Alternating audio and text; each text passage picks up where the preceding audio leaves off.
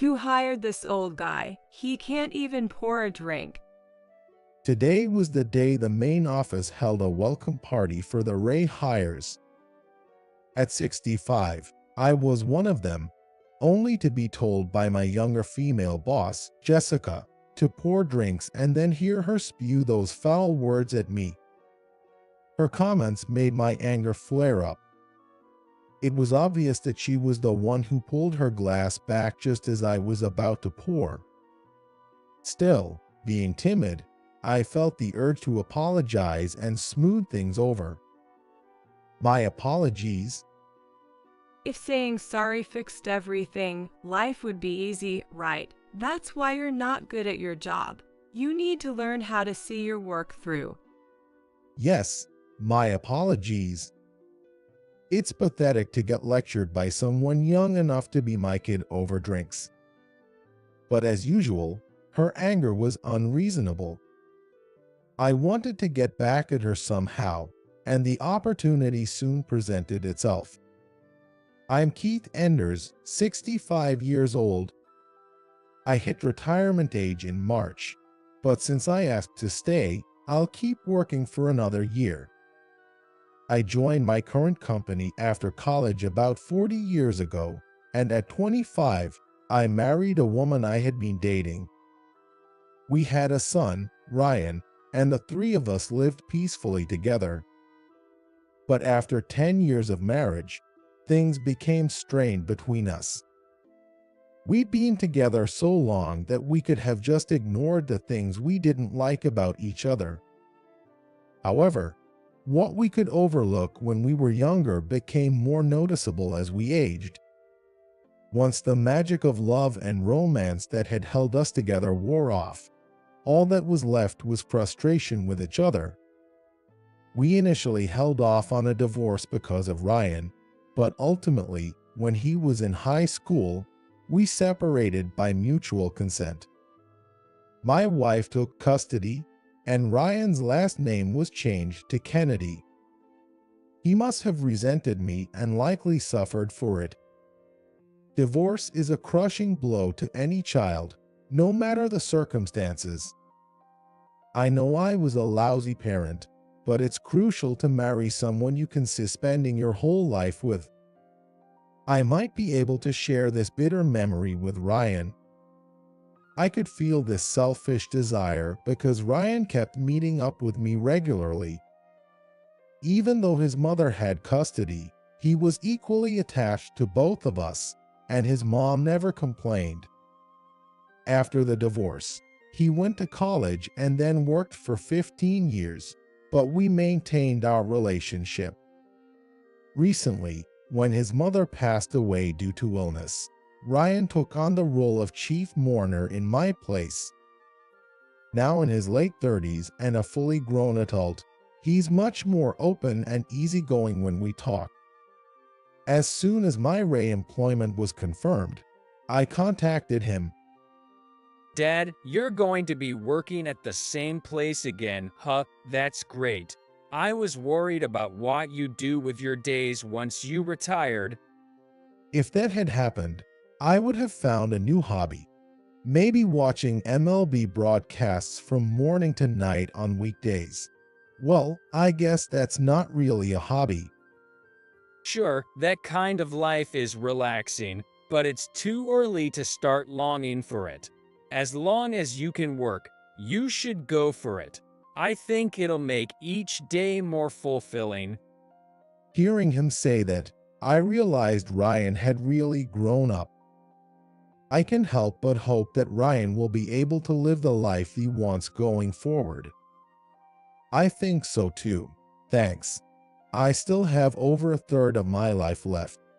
There's a long road ahead, and I've got a lot more to go. That's the spirit, Dad. As long as you stay young at heart, you can keep going strong. Thanks. I'm always rooting for you too. After I told him that, Ryan thanked me and changed the subject. Hey, Dad, there's someone I'd like you to meet soon. From his tone, I could guess who it might be. Got it, Ryan. I'll work with your schedule. Just let me know. Thanks. I'll reach out again, and good luck with work. Got it. After hanging up the phone, I wondered what Ryan's partner was like. April rolled around, and I started going back to work with a fresh mindset. Even though our company has many branches, my workplace remains the same, and so does my department, General Affairs. Before retiring, I had a managerial position, but my re-employment didn't include that title. Since I was never too interested in climbing the corporate ladder, I actually feel more relaxed now that I have fewer responsibilities. It wasn't that nothing had changed. We had a new department head. The new General Affairs Director, Jessica Anderson, was a woman who transferred from another branch in her early 40s. She had a tall and attractive appearance, but more notably, she was known as a very competent professional. She had risen quickly within the company and was rumored to be aiming for the president's position eventually. To me, she seemed incredibly hard-working, but perhaps because of that, she always seemed rushed. She probably couldn't help imposing her pace of work on others, as she was known to be quite tough on the employees. In the week I was re-employed, I noticed Jessica was being particularly hard on a female employee, Grace. Hey, do you still not have that report ready? It's way too late. I can't wait any longer. Grace had also recently joined our General Affairs Department and had previously worked under Jessica. Sitting nearby, I couldn't help but overhear their conversation while I was working on my computer. Yes, I'll have it finished and submitted to you within the next 2 or 3 days. As Grace hesitantly responded, trying to gauge Jessica's mood, Jessica shouted with visible irritation. 2 to 3 days, when exactly is that? Tomorrow, the day after, or the day after that? I'll definitely have it by the day after tomorrow. Ridiculous. You'll submit it by tomorrow. Got it. Honestly, I need it today. You should be thankful I'm even waiting till tomorrow. In stark contrast to Jessica, who was leaning back in her chair authoritatively, Grace remained silent with her head down. I can't hear you. Yes. Jessica coldly commanded Grace, who was still looking down. If you understand, stop hanging around here and get back to your desk and work. Obediently, Grace nodded slightly and hurried back to her seat. Later that afternoon, as I stepped into the hallway, I saw Grace walking from the opposite end. As we passed by each other, I took the chance to speak to her. Grace, are you okay after this morning? It seemed like you were getting quite an earful from Jessica. While expressing my concern, she briefly glanced in my direction, then looked down the hallway and over her shoulder. Then, turning to face me, she spoke in a subdued voice. Thank you for your concern, but Keith, your voice is a bit loud. Just thinking if Jessica heard us now gives me the chills. I hadn't intended to speak loudly, but it seemed loud to her. She gripped her upper arm tightly, a worried look on her face. I'm sorry about that. So, realistically, do you think you'll be able to get the report done by tomorrow? From how you looked earlier, it seemed like it wasn't something that could be finished quickly. Grace looked down, sighed softly, and then quietly started to explain her situation. I'm pretty sure it's impossible, and actually, it's not just the earlier task I'm asked to do. I keep getting more and more requests. I was just wondering which to prioritize when she yelled at me. She hadn't even said that the report was urgent. That sounds tough. Is she always like that? At my question, Grace looked around again. Yes, she quickly gets angry or upset over things. And it's not just about work. Be careful, Keith. Well then. She slipped past me and returned to her department, shoulders slumped. Keith, can you come over here? The following week, I was working on my computer when Jessica suddenly called for me. I quickly stood up and approached her desk to ask what she needed. Ma'am, what can I do for you? The report I asked you for yesterday. Where is it? I've been waiting for it this whole time. Jessica leaned her chin on her clasped hands and looked up at me with a glare. The report, but yesterday, when I accepted the request, you mentioned it should be ready within 3 to 4 days. I haven't started on it yet, but if it's urgent, I'll get right on it. What are you talking about? Are you kidding me? Of course it's urgent. Finish it today. You're not taking your job seriously, are you? I was shocked by this contradiction to what was previously agreed upon, but quickly denied her accusation. No, I would never do that.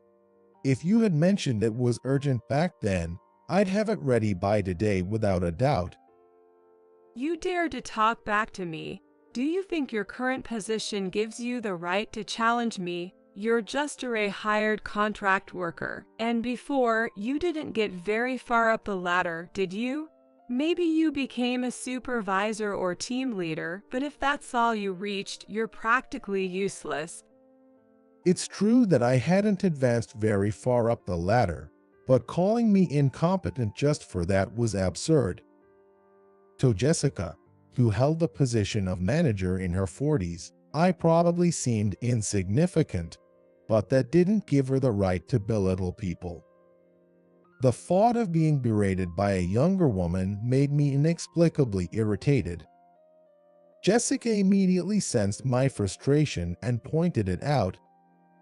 Are you upset because I called you out? Your face says I'm not that kind of man, but you are, and you need to recognize that. You've just gotten older for no reason. Hold on. Please don't make assumptions. I was just thinking about how best to complete the report you requested today. When I quickly defended myself, she laughed condescendingly. See, your childish retort proves it. You pretend to have all these ideas but can't get the job done. Do you expect praise for that? The important thing is action and results. Make it tangible before you start talking. I understood what she was saying, but those criticisms would only apply if I'd actually missed a deadline. I'd accepted the job with a clear understanding of the 3 to 4 day window, so there was no reason to be berated like this. At that moment, the only voices echoing through the office were mine and Jessica's. I could sense my colleagues behind me, listening intently, wishing for the confrontation to end soon. Not wanting to escalate things further, I reluctantly decided to comply with her orders. Understood. I'll have it to you by the end of today. Humph, as long as you got it. Now, get back to your desk. Later that evening, once the report was finished, she reviewed it on her computer and said, From now on, make sure you know what needs to be done without me having to tell you. Yes. Surprised but unable to resist, I replied without thinking. 2 weeks later, on Friday, the headquarters was hosting a welcome party for the rehire group.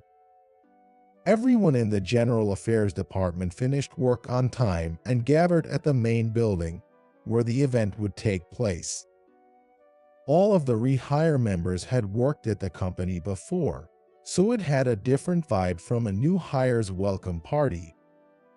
High-ranking executives would attend, but with many familiar faces present, it was expected to be a friendly event. Tonight's gathering primarily brought together those from departments that included rehire employees. The entire company wouldn't fit in the venue, but this many people could fill up the banquet hall at headquarters. After the welcome party began and it became mingling time, I left my spot at the General Affairs Department's table to catch up with some old acquaintances. When I returned to sit down, a voice called out, teasingly, Hey, where have you been? Sit next to me. Turning towards the voice, I saw Jessica beckoning me over. She held a glass of red wine in one hand, her cheeks slightly flushed. The seats beside her and mine were vacant, so I took the seat next to her as she directed. She put down her wine glass, picked up a beer glass, and held it out to me. Here, pour it for me. Hurry up. Taken aback, I glanced at my colleagues at the round table, but they were studiously avoiding eye contact. Figuring this was part of the job, I grabbed the beer bottle and tried to pour it for her. But suddenly, she pulled back her glass, causing the beer to spill all over the tablecloth.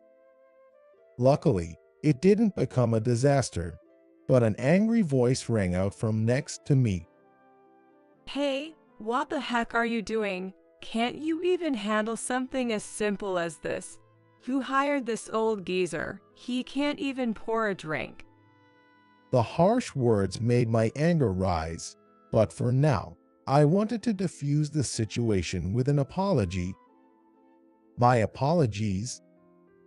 Oh, if apologizing solved everything, life would be so easy, right? That's why you can't handle your job. Learn to do your work properly. Yes, I'm truly sorry. Getting lectured by a woman around my son's age over drinks felt pathetic. Her outbursts were always irrational. But I didn't want to point that out and ruin a festive mood. So, with my face flushed red, I silently nodded along to Jessica's long-winded complaints to get through the evening. That night, I returned home and collapsed onto the sofa, utterly drained. The next day, around noon, I was watching the MLB broadcast in the living room when I heard my phone ringing from a distance. I often leave my phone somewhere and have to hunt for it later, which can be a hassle, but today I was lucky the ringtone saved me. I followed the ringing to the kitchen and picked up the phone near the microwave. The call was from Ryan, so I immediately put the receiver to my ear. Good morning, Dad.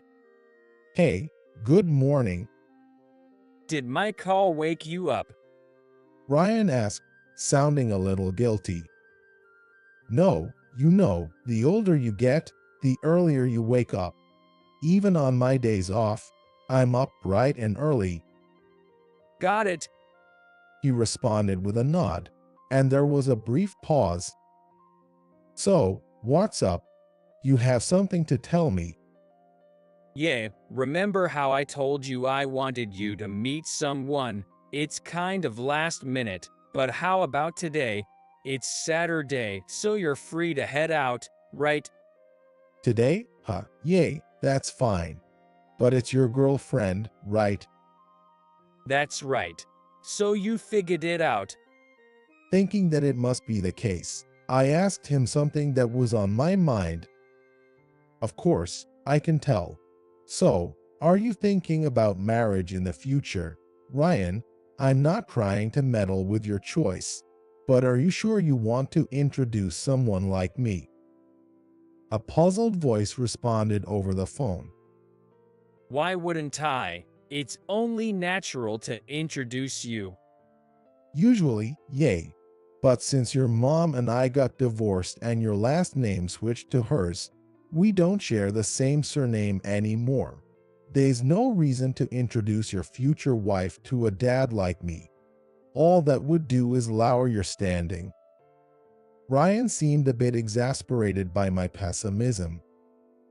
You're being way too self-deprecating, Dad. No way that'll happen. Besides, I want her to meet you, too. I'd like to know your opinion on whether she and I have a future together. I'm not sure if my input will be helpful, given my track record with marriage, but if Ryan wants me to meet her, I can do that. Is this one of those listen to the elders things? Well, I did fail, so I'll probably be a tough critic. If you're okay with that, I'll take a look. Just remember that the final decision is up to you. Absolutely. I'm not planning to put all the responsibility on you. So, how about the evening? Got it. But I really hope that person is nice. On my end, the new department head since April has been a real pain. She belittles me every chance she gets, and yesterday she gave me a hard time again. She's tough on all the staff and is about Ryan's age. Feeling reassured by my conversation with Ryan, I started venting about Jessica. I felt a bit ashamed as a parent, but he kindly responded, That sounds tough, Dad. You all right? Don't give her too much attention. But don't worry, my girlfriend isn't like that. So, evening it is, and I'll let you know where we'll meet later. Ryan's currently a manager at his company and will probably rise to department head himself. Unlike me, he's competent, and I don't want him to end up with a boss like Jessica. Understood. Talk later. After ending the call, I returned to the TV. By evening, I arrived in front of the restaurant. They had already gone in and were seated. Meeting Ryan's girlfriend was making me nervous. Their bond might be strong, but my presence as a dad might affect it. I'll just have to behave humbly so they see me as a responsible parent. With these thoughts swirling in my mind, I found myself smiling. It's hard to tell who's really doing the judging here. But like Ryan said, it's my turn to assess his partner today. Taking a deep breath to steel myself, I walked inside the restaurant. When the waiter arrived, I explained I was here to meet someone, and they quickly led me to our table. We walked down a hallway lined with private rooms, stopping at the second-to-last door. I was finally about to meet her, so with my heart racing, I sat down, eyes lowered. Then, I slowly looked up. There she was, with Ryan, a familiar woman whose face I recognized instantly. Though my mind tried to make sense of the situation, there was no mistaking it. Sitting in front of me was none other than Jessica, the head of our administration department. Let me introduce you, Dad. This is my girlfriend, Jessica Anderson. Jessica had been looking down until Ryan introduced her. Then she glanced up at me. Her smile quickly turned to an expression of shock as her face froze. She must have recognized me right away. I awkwardly introduced myself, unsure how to respond. Hello, I'm Keith Enders, Ryan's father. The moment she heard my name, her face paled even further. Ryan noticed her silence and asked, What's wrong, Jessica? Are you nervous? It's all right. Dad's a kind guy. No, nice to meet you. My name is Jessica Anderson.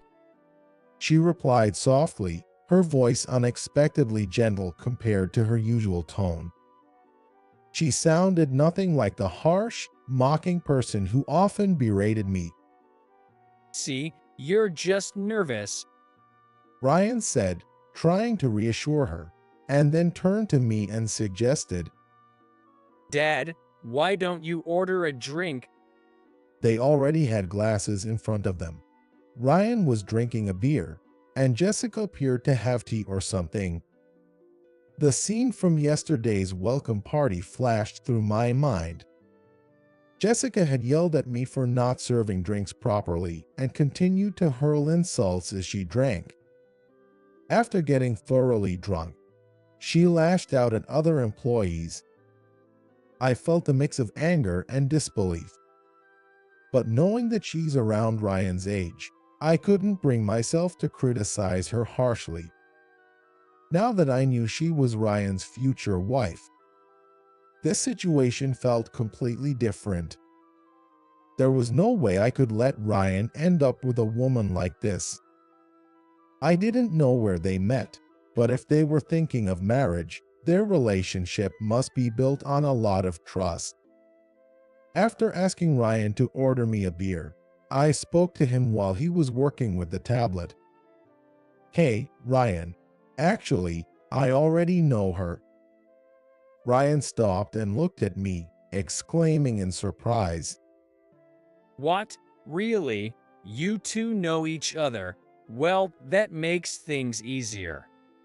Next to him, Jessica stayed silent, her face tense. "Well, we only met recently. To be honest, I see her every day." What do you mean? "Yay, she's the head of my department at work. I'm directly under her." Ryan blinked repeatedly in disbelief, glancing between Jessica and me. Then, he leaned in to look at her and asked, Jessica, is what Dad just said true? Jessica gazed weakly at Ryan, nodded slightly, and began to speak slowly. Keith, your dad is my subordinate. This was totally unexpected, so I was really surprised. I see. Because of my position, I sometimes have to say harsh things to your dad. It's not what I really mean, but he might not see it that way. Before I could say anything, she started confessing her sins. Maybe she thought it was only a matter of time before her tyrannical behavior got exposed. She was just getting ahead of my accusations to protect her image with Ryan. Sensing Jessica's intentions, I didn't want to let her play this game her way. "Ryan, do you really intend to marry this woman?" I asked.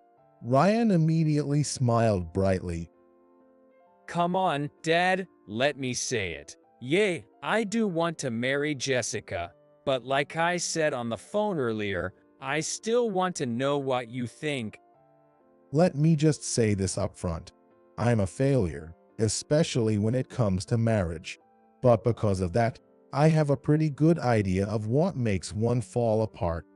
Your mom and I failed because we only knew the good things about each other before getting married. We should have known about the bad stuff too. But that's something that happens in every marriage to some extent. Yay, I don't know everything about her either, but I don't think it's something that should stop us from getting married. Ryan's face lit up with confidence as he made this bold declaration. All right then, let me just say one thing. As I was about to tell Ryan about her usual behavior, Jessica cut me off sharply. Keith, what are you trying to say? Don't exaggerate, okay? Oh, nothing too serious. Also, Jessica, drop the formalities, will you? It makes me uncomfortable. I'm afraid I can't do that. I'm someone who respects hierarchy. Even if you're my subordinate at work, you're Ryan's father right now. I thought she was being a slick talker when we heard a voice outside and the beer arrived. We all raised our glasses, each carefully gauging the other, and toasted.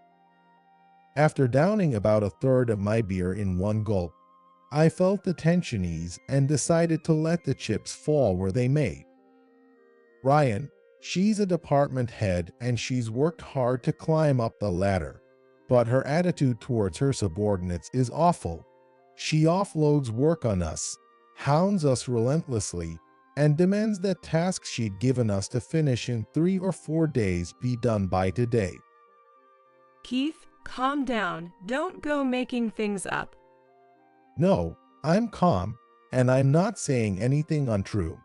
If it was just me, I wouldn't care, but she treats everyone in the department like garbage, and she's always yelling at us.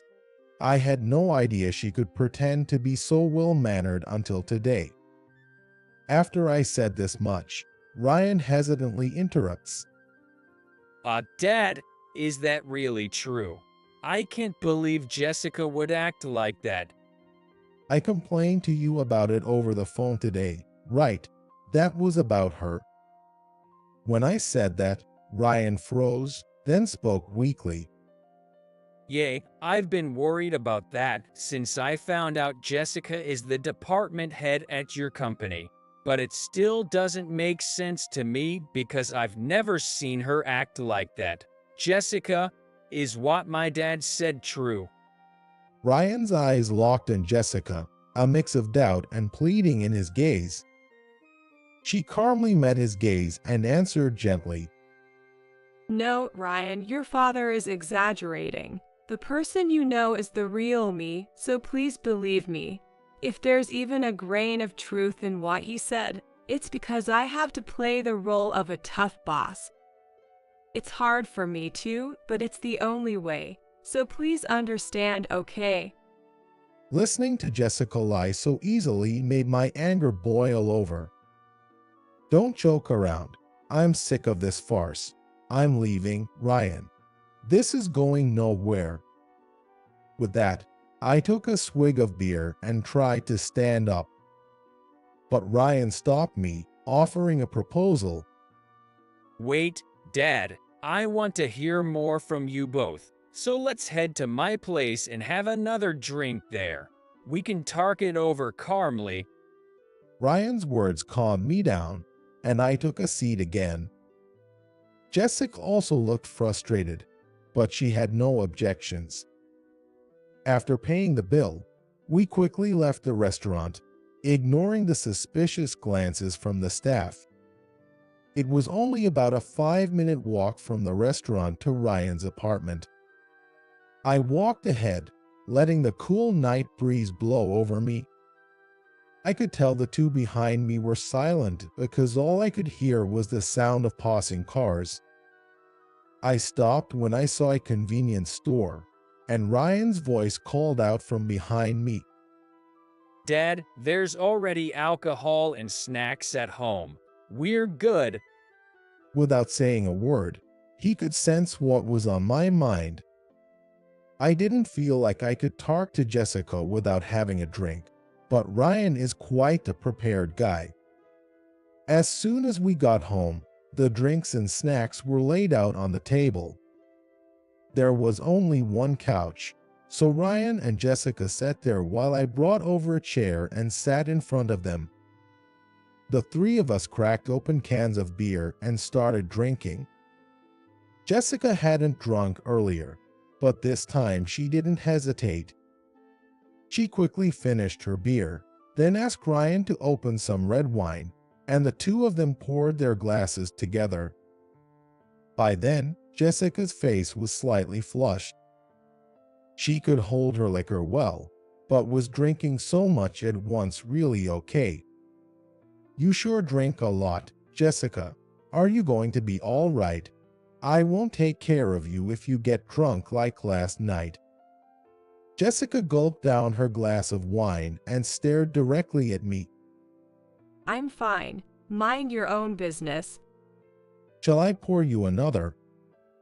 Don't bother. You can't pour properly anyway. She must have forgotten that Ryan was right next to her because she spoke in a foul tone. Beside her, Ryan watched with a furrowed brow, but he gently asked, Jessica, are you drunk? Are you all right? I'm not drunk. Ryan, isn't this man no longer your father? Didn't you say your parents got divorced and you were taken in by your mother? Your last names are different, so I don't think I need to treat this man like he's your dad. Ryan shouted in anger at Jessica's cold words toward me. Hold on a second. Jessica, are you serious? Of course. How could anyone respect a parent who left after a divorce? Even you don't, right? You're just pitying this guy. Jessica seemed intent on making Ryan see reason. But Ryan immediately shot back. Enough already. If you keep talking like that, I won't forgive you. Hey, stop making that scary face. I love you, and you love me. Isn't that enough? What more do we need? You're special to me, and I don't want our happiness ruined by someone like him. If that's how you feel, then treat my dad better. Encouraged by Ryan's support, I decided to expose Jessica's true nature further. Hey, Ryan. This woman called me an old man. I don't deserve to be talked to like that. Maybe she was drunk at the time, but you don't talk that way to people. Are you really going to marry someone like that? Is this true? You're lying, right, Jessica? Hearing this, Jessica poured herself a glass of red wine, chugged it down, and exploded with emotion. Shut up already. What's wrong with calling an old man an old man? Besides, he couldn't even become a manager. He's incompetent. Here I am already a manager in my 30s, so he deserves to be mocked. Ryan immediately rebuked her flippant words. That's not true. Besides, I'm only a section manager myself, and there's no guarantee I'll be a department head. Is this how you've been seeing things? Have you secretly been looking down on me too? No, that's not it at all. You're special to me, and you're destined to become a manager someday. You're the only man for me. No one else compares. It's said that when a woman is in love, she only has eyes for one man, and Jessica seemed to be the same. I'm not sure. Even if things are good now, you never know when they'll change. If you ever stop liking me, you'll probably start giving me the cold shoulder right away. Yay, Ryan, that's obvious. Marrying someone based only on what you like won't work. If you still want to marry her after knowing her flaws, then go for it. Jessica scolded me for butting in. Just shut up, you outsider. When custody went to his mother, you stopped being a father. You're not respectable at all. Trying to meddle in your son's love life is just going too far. You're too drunk. The more you talk badly about me, the more you push Ryan away from you. Can't you see that? Faced with a probing question, she got furious and started proclaiming her love for Ryan. Shut up, Ryan. There's no way that's true, right? Love is a deeply personal thing that grows between two hearts. When someone tries to interfere, it only ignites the flame to push them away. With you as our enemy, my love with Ryan will only deepen. What kind of childish fantasy is that? A grown man would never take such nonsense seriously. I'm grateful for your feelings, but I can't be with someone who insults my dad. Muttering that and looking away from her, Ryan was met by Jessica's tearful plea. No, please don't say that. You're all I have. My only source of fulfillment at work was getting promotions, and now that I'm a manager, that's done. It's not like I'll become the CEO. All I see is a brick wall right in front of me. There's no way forward, so I'm going to focus on my family. That's not something you can handle. Shut up. Don't say things like that. At the very least, I want to balance both. I can't live a work-only life anymore, and at the center of my world is you, Ryan. She gazed into Ryan's eyes, but when no answer came, she poured herself a glass of red wine and brought it to her lips. Ryan spoke calmly. Thanks, Jessica, but listening to your thoughts is starting to scare me. Are you idealizing me too much? Just like I found things I don't like about you today, you'll eventually discover things about me that you dislike. And like with my dad, you'll start hurling nasty words at me. That's impossible. I give everything to the people I love. and I'm only being honest with the ones I don't like. You're quite innocent. Some might even call you childlike. That's fine to see from the outside. It even makes me want to root for you. But that isn't the kind of personality I'm looking for in a wife. Jessica couldn't bear the words that slipped from Ryan's mouth. Hey, that's not true, right? Tell me it's not true. You're so persistent, Jessica. If Ryan says it's a no-go, then that's what it is. He sees me as a bad example. If he can even imagine a breakup, then he doesn't want to marry. Plus, even if you and Ryan do marry, I believe it's inevitable you'll break up eventually. Why would you assume that? You don't know unless you actually get married, right? It's a valid point, but I've got experience. True, but it doesn't make much difference whether you do it or not. Either way, you'll regret it. Ryan already sees the regret of a future married to you, which is probably worse than if he hadn't married you at all. So, there's only one choice left. Say whatever you want. I can't have a conversation with you. Ryan, you're just confused. Please, come to your senses. It's ridiculous that our relationship, which was so strong until just now, could fall apart just because of you. Ryan ignored Jessica's soothing voice. I'm perfectly calm. In fact, I see reality clearer now than ever before. I'm sorry, Jessica. I've been disappointed after seeing a side of you I didn't know. Maybe I'm just cold, but even if some people can love someone despite their flaws, I'm not like that. Jessica, let's break up. Jessica immediately snapped back at his calm breakup words. No, please, that's not true. Don't say that. She grabbed Ryan's wrist, shaking her head like a little girl. I don't take back what I've said. Ryan replied coldly, looking away. Seeing my role was over, I said my goodbyes. Ryan, I'm heading home now, so you two work things out. When I last looked at them, Ryan was pushing Jessica away, clearly annoyed. The next afternoon, while I was watching a baseball game, my phone rang. Usually, I'd misplace it somewhere, but today I had a feeling I'd be hearing from someone, so I kept it nearby. Sure enough, it was Ryan's name on the screen. I took a deep breath before answering. Hello, Dad. Morning, Ryan. Everything okay after yesterday? Yeah, we talked it out. I just dropped her off at home.